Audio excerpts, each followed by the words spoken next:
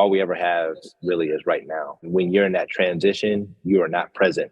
You're thinking about the future, or you're thinking about the past.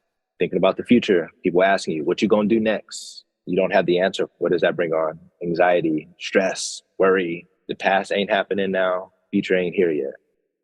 Focus on being present. Athletes do it all the time. Every play, you're in the moment, right? Like, think about when you was on the field. You can't even hear the fans. Like, you're so locked in the moment. That's called being present. And so that would be my message to athletes. Situations can change. We don't have to always resign in our situations, but we do have to acknowledge them, accept them, and then take one step at a time to change them. What's happening, beautiful people? Welcome back to the ThriveAfterSports podcast. Excited for you guys to hear this episode with Ryan Mundy. Ryan is an 8-year NFL? Did I just say? What is the NFL? He's an 8-year NFL veteran who is the founder of Alkeme Health. He is revolutionizing the way underserved communities have access to mental health resources.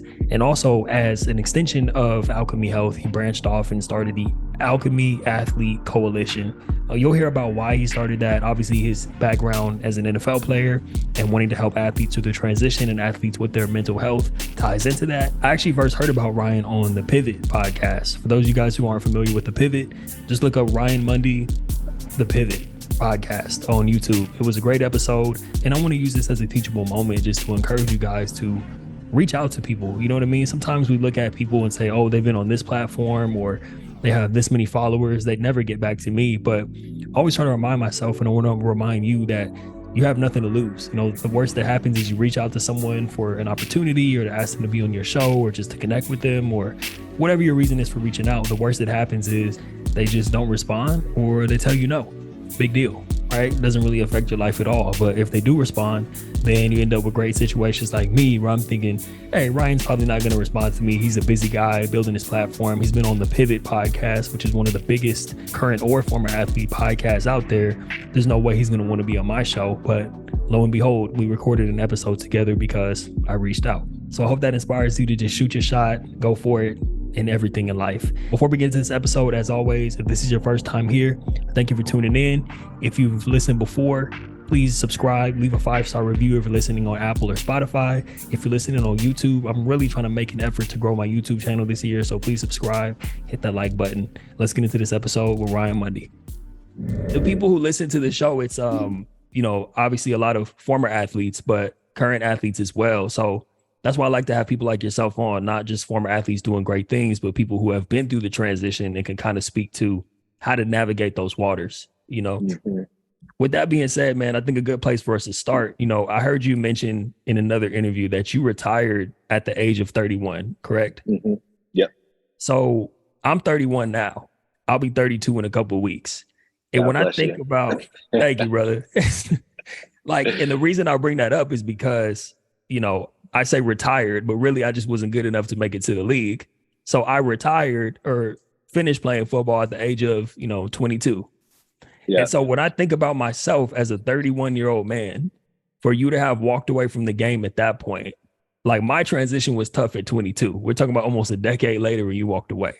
Can you just talk a little bit about what you were experiencing, what was going through your mind at that time when you took off the pads for the last time? Yeah, I think just to quickly level set, whether you're 22, 18, 31, 40, something like Tom Brady, whatever it is, we all have a common denominator, and it's the day after we're done.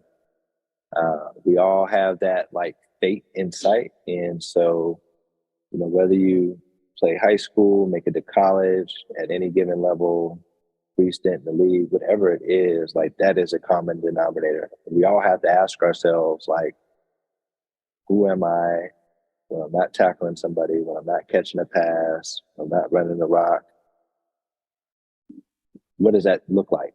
And for me, I had always kind of fancied myself as, a guy who had a good head on his shoulders. Even back in, I did my undergrad at Michigan.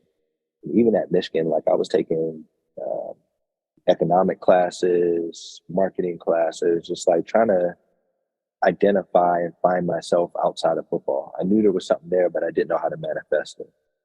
The same setup happened throughout my time in the NFL. was taking advantage of some like professional programming offered by the league and also the NFLPA. Shoot, I even got my MBA when I was an active NFL athlete. So when I retired, I was educated for sure. I had an MBA and, executive program experience, the whole nine. But what it really showed up was I wasn't emotionally and mentally ready for that. That's where the lack of skill development, conditioning really showed itself. And so I was in this really interesting spot where it's like, man, I'm smart, I'm financially stable. I want to get out into the world, leverage the platform that is NFL and to do other things. And I was capable of doing that on the external, right? Checked a lot of boxes, smart, lead, all these other things, educated. But it was hard for me to manifest them and actually execute against them because I wasn't right on the inside. And that emotional experience and mental experience was really, really challenging. And I think that's what a lot of athletes kind of experience is like we're physically conditioned, but we're not mentally and emotionally conditioned to really know who we are. Think about it. If you ask, athletes, complete football players, what do you like to do when you're not playing football? Everybody's like, video games, whatever it is, right? Like, but that's Right. not you, you know what I'm saying? And that's not who you are, and that's not your being or your essence. And a lot of times it's a scary journey to take that, to understand that, but it's necessary to really like be the best and highest version of yourself. And so when I retired, like I had a lot of work to do. I thought I was doing a lot of work, again, solid career, MBA, family, all these other things, but there was such a huge, not gap, but just like I needed to do a lot of work on myself to really make sure that I was ready for this next chapter of life. And that work doesn't stop, right? Like it just keeps going. There is no end point or stop point on working on yourself. That was the biggest realization that I needed to come upon, but it was hard, man. Like when I retired, not only was I dealing with anxiety, depression, identity issues, I was physically hurt, quite literally physically hurt. My career ended on an injury. I had back surgery in 2015, coming off my best season as a pro in 2014. But quite frankly, I had like Pro Bowl stats. I had 100 plus tackles, 4 picks, touchdown. I was balling. And then to go from that to a new regime coming in, telling me I'm not good enough. And then on top of that, I get hurt. I was not in a good spot. And so I just walked away from the game at my peak, if you will, or coming off of my best season previously. So I was very emotionally hurt and was dealing with the anxiety, the depression, and the identity issues and just trying to figure myself out. And that's why I say like that part of me wasn't fully developed and I didn't know what I was looking for. And in that circumstance, I quite literally couldn't buy myself. I couldn't buy help, right? Like was just trying, really, really struggling mightily. And so like, I think that's what we all face as athletes is that like, who are you when you don't have a ball in your hand, when you're not on the court, when you're not on the field? And that's a really big question that we all have to answer at any given point in time in which we are stepping away from our sport. I love how you touched on the fact that the work doesn't stop, meaning that process of self-discovery, of figuring out where you want to go, who you are, who you want to become, all of that, and I think to your point, a lot of us struggle just getting the ball rolling or even knowing that we need to ask ourselves the question of who we want to become.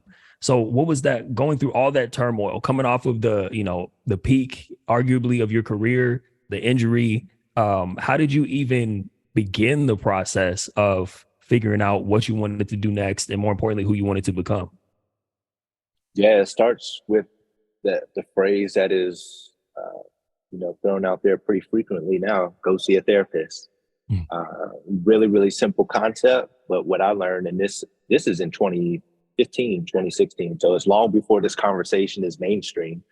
And it's like, not okay, but like people are more vulnerable talking about their experiences. I was dealing with this stuff 6-7 years ago. And that was my first step. I knew I needed help outside of myself, but I didn't even know what I was looking for.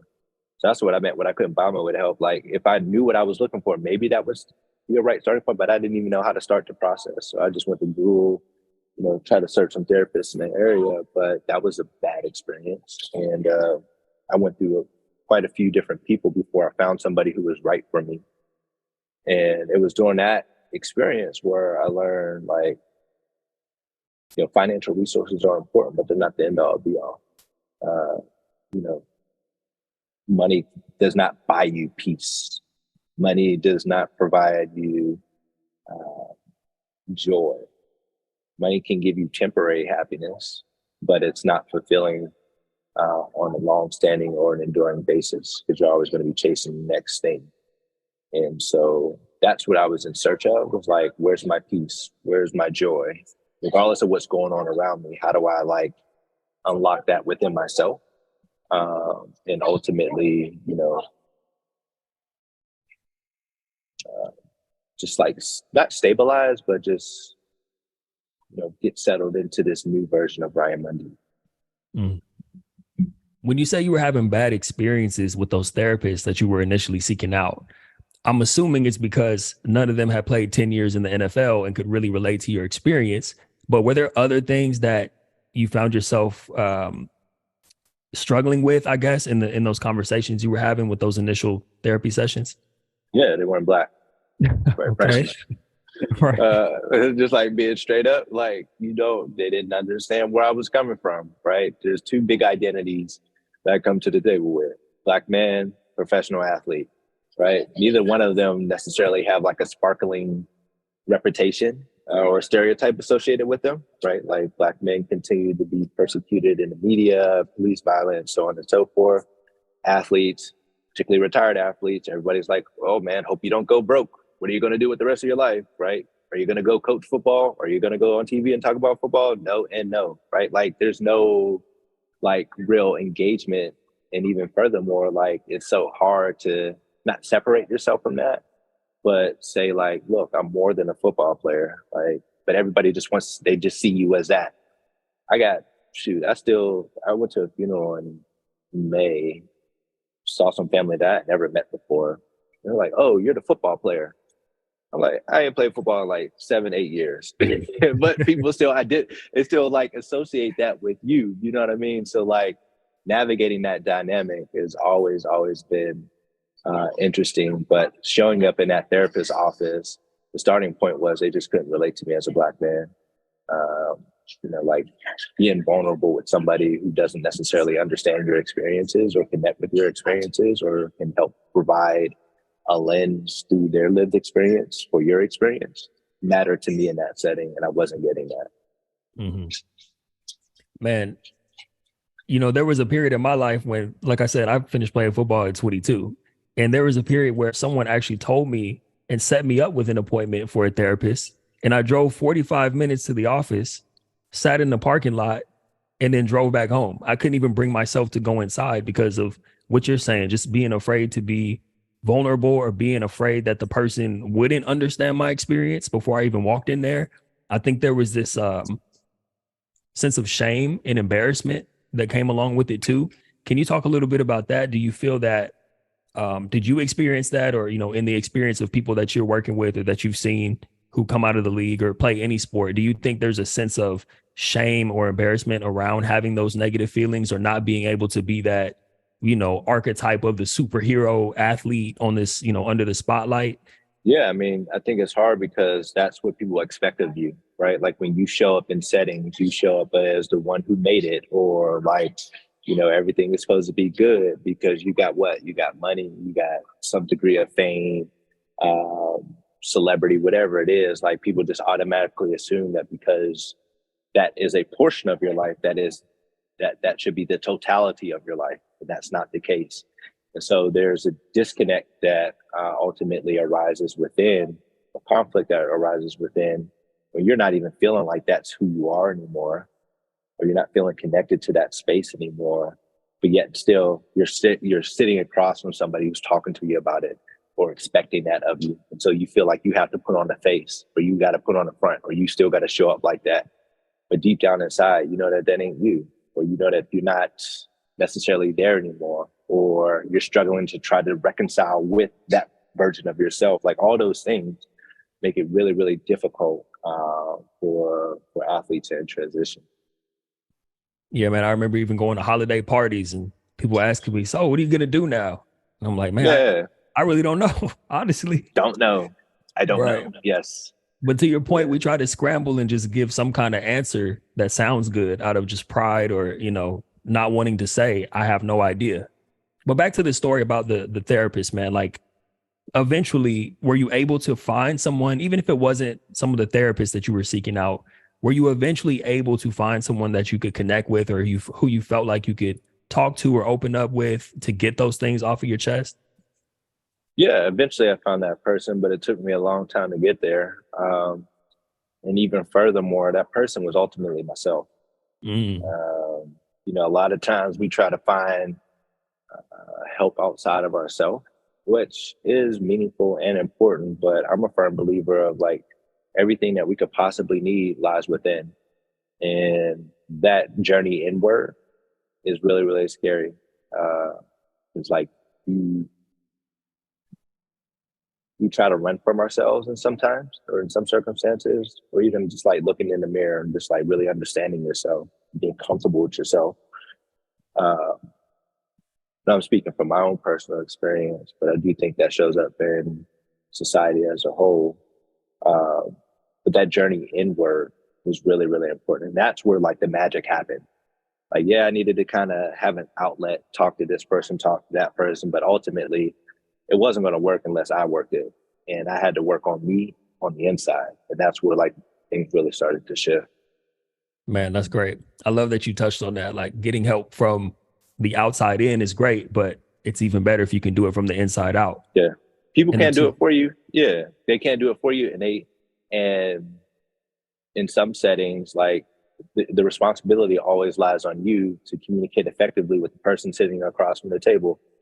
But like, you know yourself, you know everything about yourself. There's nothing that you don't know about yourself. mhm. Right. And we have at times can try to avoid ourselves or avoid the things that we don't like about ourselves or kind of sweep them under the rug and not address them. They ain't going nowhere and you can't hide from yourself. So the faster that I was able, not even faster, but at the right time, when I was able to start like sitting with myself and being comfortable with who I am and how I was showing up, that's really where the magic started to happen. Mm. So once you reach this point of beginning to understand who you are and doing the healing of yourself, then of course, most people's question is, what do I do? Understanding who you are, who you want to become. How did you begin figuring out the process of how you wanted to, what you wanted to create in the next chapter of your life post football? It was a journey, and I was just ready for whatever happened on that journey. I didn't go into it with too many expectations. I just went into it with like a framework, a very loose framework of like, look, these are the things that I'm generally interested in. This is what, I think is an opportunity for me to do good and do well.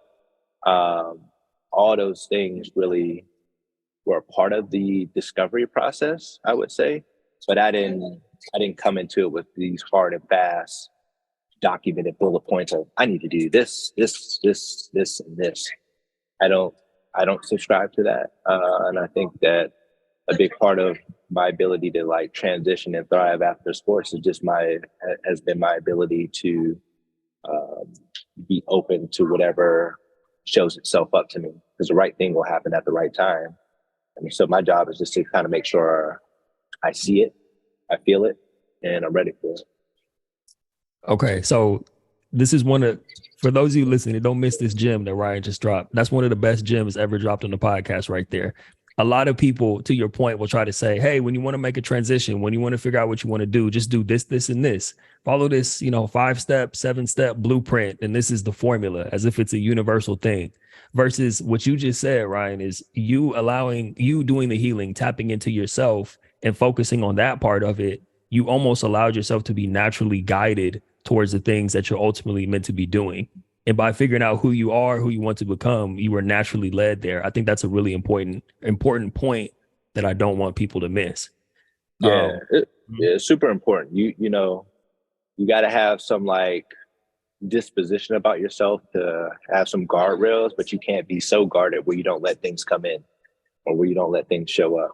And I've always been really good about understanding the moment and having the agility and the flexibility to be active in that moment. Mm-hmm. Now, man, we could spend the whole podcast talking about the being and becoming part of it, which I know maybe I want to find some time to have you back on so we could do that. But I'm itching to know more and get under the hood of the origin story of Alchemy and how that all came about. And I know there's a big gap between trying to find therapists, trying to discover yourself, doing that, inward journey, so to speak, and the formation of Alchemy. But can you just walk us through a couple of the stops on the road that led you to this point? Yeah. I got into venture capital investing as an angel investor. So like everything that I talked about during that transition time was the personal side of things. There was two paths, the personal and the professional.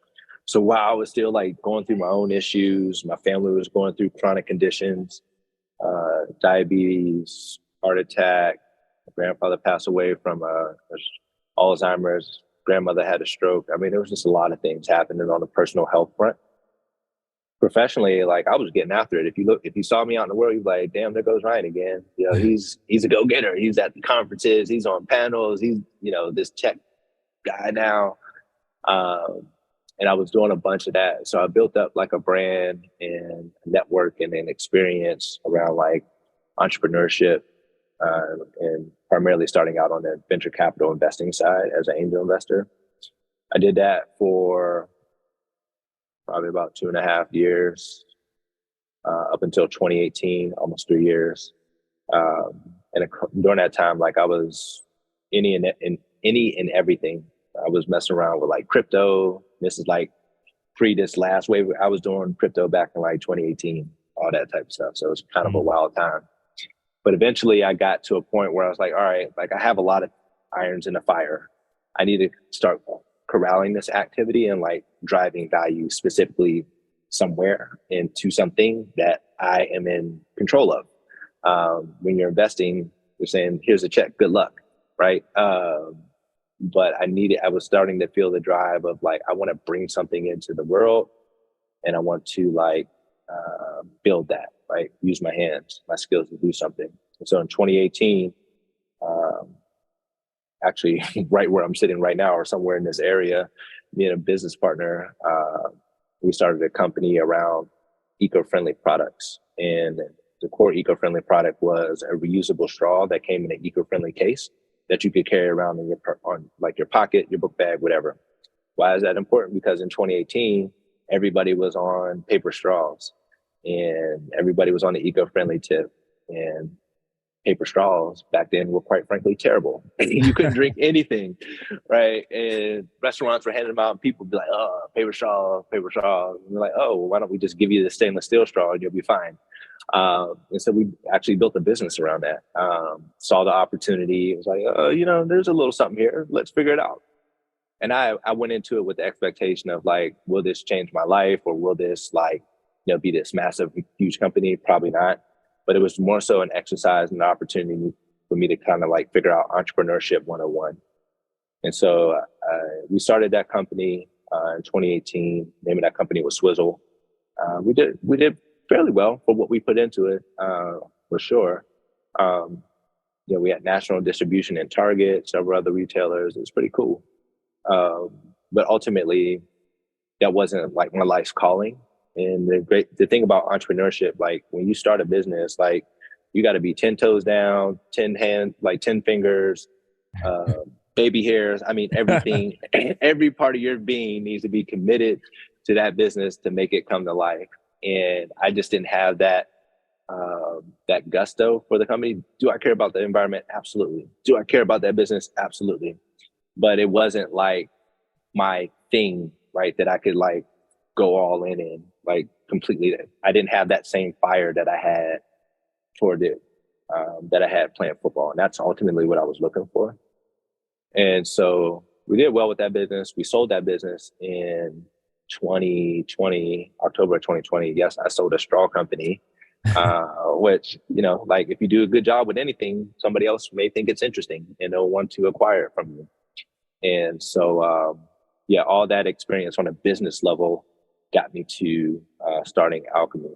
So it was a unique combination of like personal experience, dealing what I was dealing with, professional experience, had the chops, and again, reflecting on my time in the investment space, I didn't see anybody investing into Black health, Black wellness, and I was living in a living, breathing example of like, look, we need help and support here, and nobody is doing it. So that is a little bit of the genesis of what got me going with Alchemy. Mm. And then because I know you just recently announced the Alchemy Athlete Coalition. So obviously with your athletic background, it's kind of a natural fit, but was that something you planned going into it early? Because Black mental health, you're obviously casting a wide net with that, but you're getting more specific with the Alchemy Athlete Coalition to make sure there's an emphasis on helping athletes. So can you just talk a little bit more about that side of the business? Like how I thought about Alchemy out the gate, and it'll bleed into Alchemy, the Athlete Coalition. I was like, look, like there's nobody doing anything as relates to Black health, Black health and wellness, Black mental health. There's a huge like market opportunity here to do good and do well. So I got going, we got started, raised a little bit of money through some venture investing, and still like building that community up.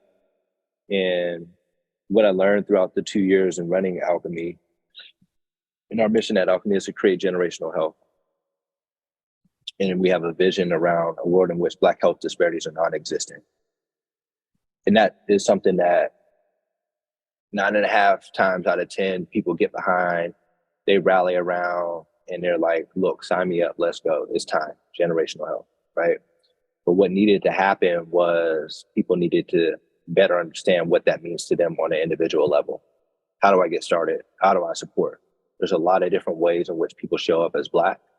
And so we had to start to create entry points for folks. And the great thing about what we were doing is we make content. And so content can be directed and developed to this audience, that audience, whoever needs to see it. And so under the banner of like Black health and generational health, we started creating these sub-communities. And the Athlete Coalition was actually our second sub-community. We started out with HBCU students. And so we're in the mode of like building out sub-communities to have stronger entry points for folks who are interested in culturally aware, intelligent health and wellness support.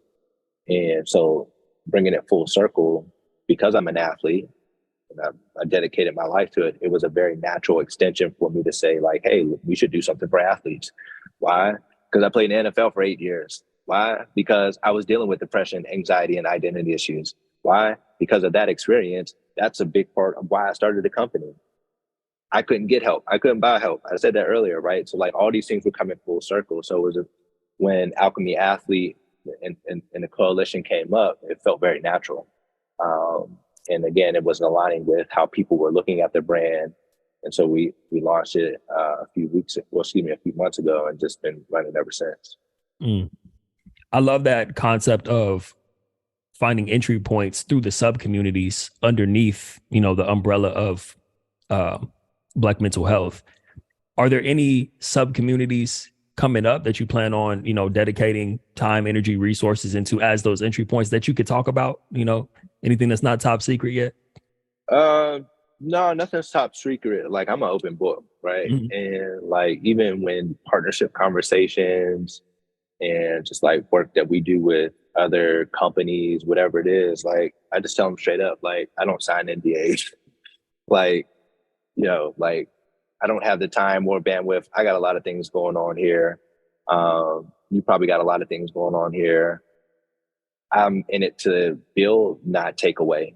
And that's just I'm divergent from the point, but it's just, I'm just really, really focused on building out the Athlete Coalition, building out our work with students. We have some major partnerships that we'll be announcing over the next several weeks that include like the National Alliance of Mental Illness, largest mental health nonprofit, We're represented by CAA, Creative Artists Agency, and so there's a huge market opportunity for us to do that. But all that builds up to is that you'll be seeing a lot of Alchemy outside in the community, virtually, digital, all that, and more in 2023. That's awesome, man. I want to come back to something that you shared earlier when you talked about raising funds.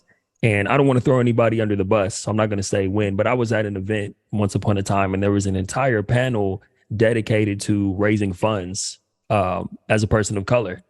And you think that that might be something that was educational or inspirational at the very least. But what I found on that panel was there are a lot of people talking about how hard it is and all the challenges and different things like that. And for me, I was thinking to myself, like, damn, this panel is not very motivating. If anything, I think people might leave discouraged as a Black founder or a person of color trying to raise funding. And you strike me as a type of man who, you don't make excuses. Like, obviously, you're getting the job done. So, and I know you've probably seen a lot of people who speak that way when it comes to raising funds as a Black founder and talking about the challenges versus the opportunity. Can you speak to that a little bit? Yeah, I'm very careful on how I participate in that conversation. I do realize that there is, I guess, using common vernacular, some privilege associated with how I show up. And I validate all founders as it relates to raising money. 1,000%. It is not easy. I'm active. I was late on this call because I was, trying to pitch investors, so on and so forth. And everybody, I think what it is, people just have to find their angle, right? But even more so, before we get to like the systemic structure of venture capital and investing, there's such a huge knowledge gap on how to play the game. That's where probably the focus, I think, should really lie. Like, how do you play the game better? Do you even know the game, right? And if we knew better, then hopefully we could navigate some of these people in conversations and situations better.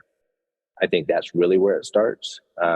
It's like, look, how do we understand what venture capital is and how does it function and what are the expectations there? What are you signing up for and how does it work? I mean, all like convertible notes, safes, price round, board of directors. I mean, there's just so much that needs to happen from a knowledge base. I think probably I would want to use, and I used a lot of my energy making sure that I knew what I was talking about and how I showed up, so that when I showed up, I could probably navigate the conversations better. So like my advice is always a lot just like, look, how can we like come together and like teach one another? How can we understand like what venture really means and like how can we play the game better when we're in those conversations? And hopefully that helps reduce some of the jarring statistics that we see because those are extremely real. But I'm always just one who's thinking about, well, and I tell my team this, like, how can we start with self to identify our opportunities to make sure that when we're in those environments and settings, we're giving ourselves the best shot. And I'm not saying that a lot of founders don't do that, but I am saying that I think there is a strong opportunity for us to acknowledge that as a collective, as a big part of the equation, in parallel with like some of the things that show up from a systemic standpoint in venture capital. And I appreciate you going into that because that's the reason really that I wanted to ask you that is, to your point, you've been able to keep your focus on filling those gaps where you feel like the knowledge may be missing and versus focusing on the systems that may be there that could potentially hold you back. Like, and I asked you that question because I knew you'd be able to share something from a mindset perspective of where you're putting your energy, where your focus is, and being able to continue to build and grow in spite of things that may be out there trying to hold you back, which I think applies in life, not just raising capital. You know what I mean? So yeah, for sure. I mean, it showed up in my mental health experience. Like, look, how can I even navigate this if I don't even know what I'm looking for? Mm-hmm. If I don't have like, a base level understanding of what it is on how I'm feeling or what I need, then more times than not, I'll be off of the mark. Right. Yeah, I want to go back for a second. I've been meaning to ask you this because I was watching an interview that you did last night. I think it was, I believe it's DeQuell Jackson. Yeah. Um, and so one of the things that I really appreciated that you pointed out was you said in the early stages, and I don't know if this applies to Alchemy, I'm sure it does, but when you were really just trying to get your feet wet, put yourself in position to win, find different opportunities, you would reach out to people and leverage your NFL experience. And you would say, I think you said in the subject line, you would put Ryan Mundy, Chicago Bears. Mm-hmm. And the reason I think that's important is because a lot of the athletes that I come across there, which is easy to do when I used to do the same thing where you say, all I have is, football experience. All I have is, experience in my sport. And so I always tell people to lean into that and use that to your advantage. And when you said that on the podcast, I was listening to it, DeQuell, I was like, I'm definitely going to ask Ryan about this. So can you talk about leaning into your experience, even for non-athletes, but like you said, using what you got, you know what I mean? Finding your angle. How did you even know to do that? Was that like a subconscious thing, or did you learn that from somewhere? Like, I'm going to put Ryan Mundy, Chicago Bears in the subject line so I can increase my response rate when I'm reaching out to people. Yeah, it was just, understanding self and understanding what people are interested in. Like, okay, I need to know who I am, when I'm comfortable, how I'm comfortable showing up. And does that marry up with like what people see me as or expect of me? And that was always something that I had to kind of navigate because I had mentioned earlier, like I was physically hurt and emotionally hurt. So quite frankly, I didn't want to have a damn thing to do with football. Like you asking me about the Bears in particular, I was like, man, don't talk to me about them. But I had to do it because that was the bridge to get into the conversation. And so it's kind of like, doing what you got to do to kind of get where you want to go. But yeah, it was quite the journey, but I just knew that like, look, people would respond to that. People would open doors up for that. And that's what I was saying earlier around just like the self-education aspect of it. Like I had to make sure that I was prepared to have those conversations because I knew I would get the meeting. But when I sat across from an individual, like I didn't want to sit there and talk about the Super Bowl for an hour.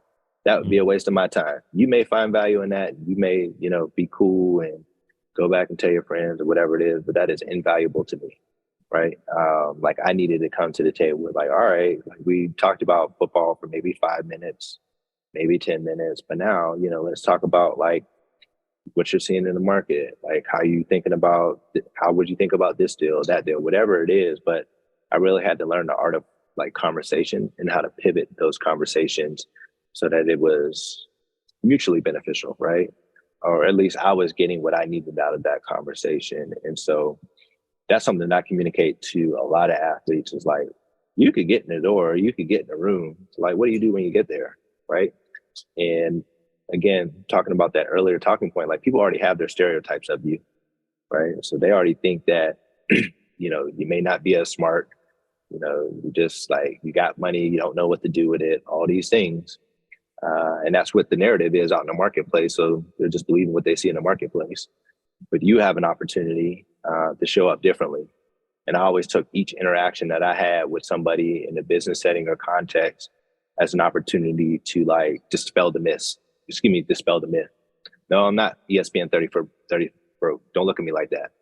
You know what I mean? I could go toe to toe with you on any and every business conversation. Yeah, I saw that on CNBC. Let's talk about it. What does that mean? Right? Like all those things were really, really important to me. Just to make sure that,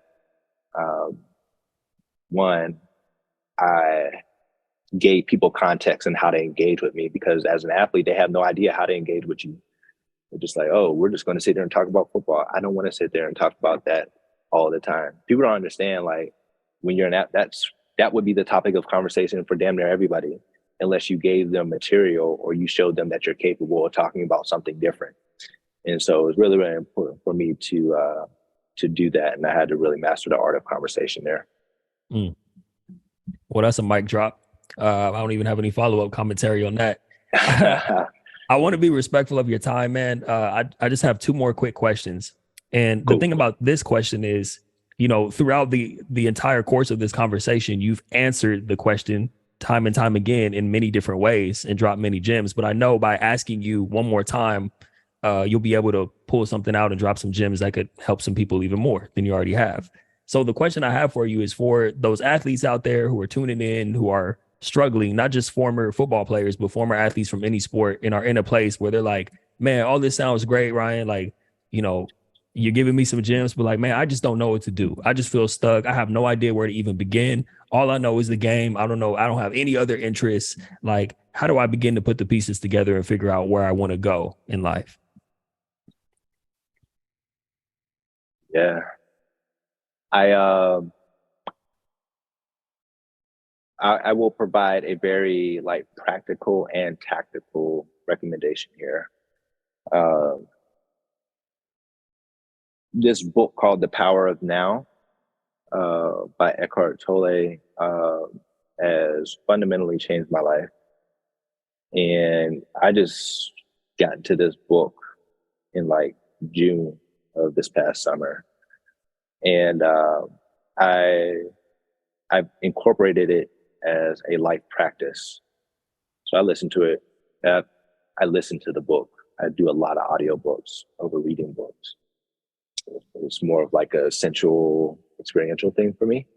But it has fundamentally changed my life.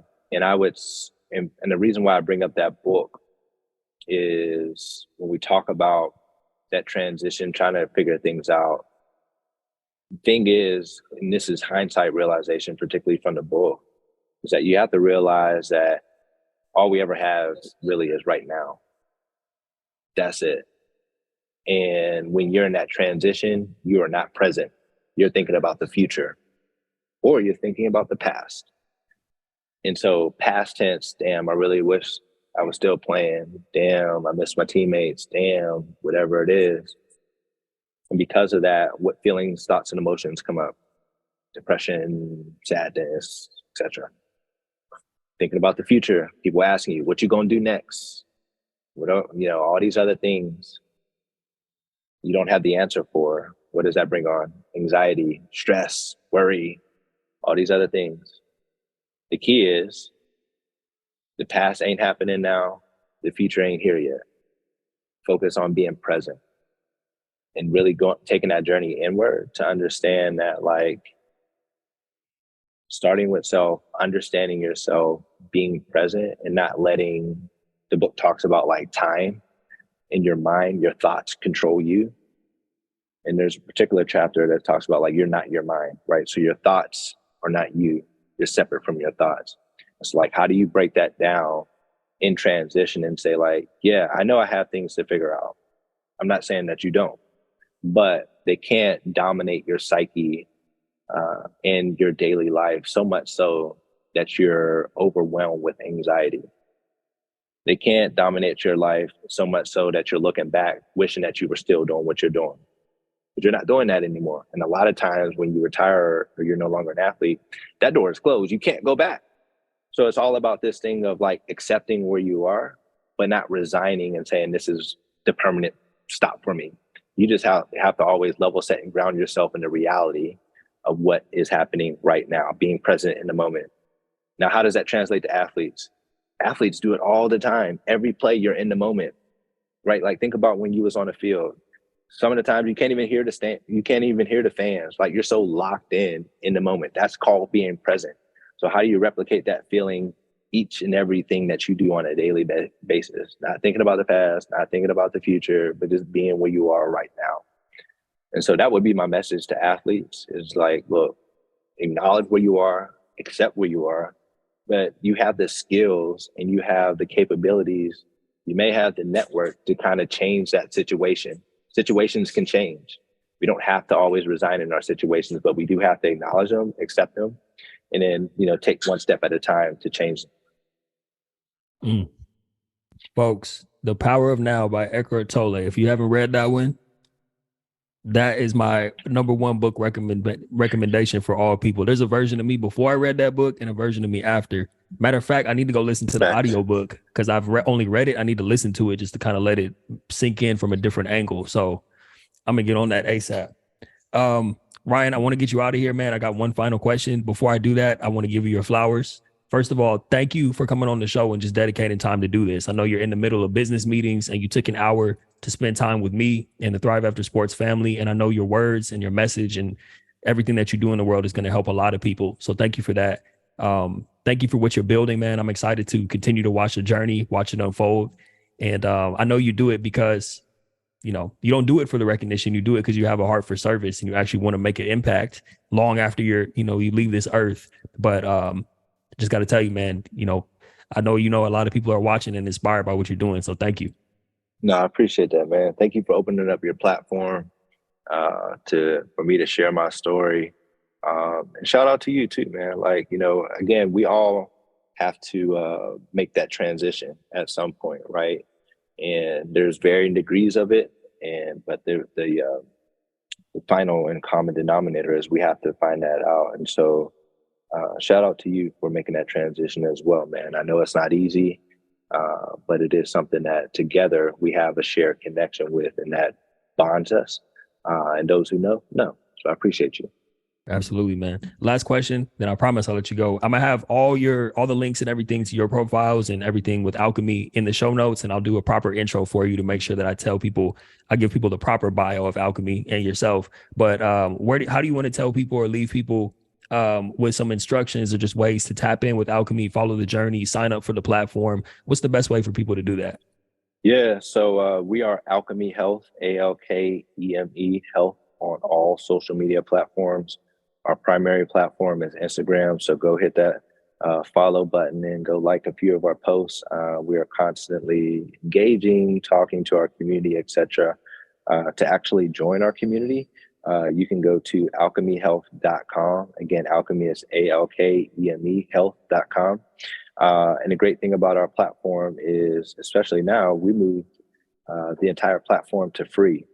And so we have over 400 pieces of culturally competent, culturally aware, intelligent, whatever phrase you want to use, Black mental health and wellness content available for you for free. All you got to do is submit an email and a password, and then you got access to video mental health courses.